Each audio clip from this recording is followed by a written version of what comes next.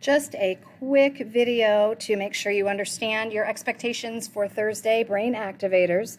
Today are visual connections. That's when I give you an image and you're expected to write about what you see happening in the image.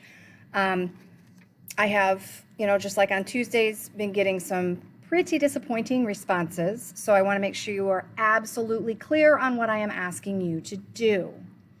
So the directions here say, write a short story. That means like a paragraph, a short story about what is happening in this picture. Who are these people? Where are they? What are they doing? Why are they doing it? How are they feeling? What are they thinking? Type your response in the comment box on Google Classroom. So that means that when you look at this picture, I want you to look at all of the details. Look at who these people are. Are they boys? Are they girls? Are they tall? Are they short? What are they wearing?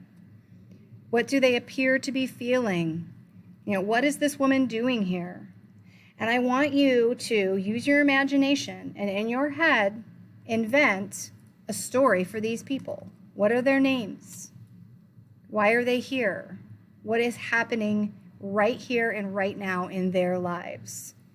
And give me a short story. So a short story means I expect you to write at least a paragraph. And when I say a paragraph, if I tell you a minimum of 5 sentences, that's a short paragraph, okay? So I expect you to put at least 5 minutes of work into this daily brain activator. And if you are turning in 1 sentence, you will get 1 point, okay? So I will give you a point for your effort if you only write 1 sentence, but I will not give you full credit Thursdays unless you are truly putting the effort into the work, okay? Just like I said on Tuesday, I am setting the bar high. I have high standards because I know you can reach them.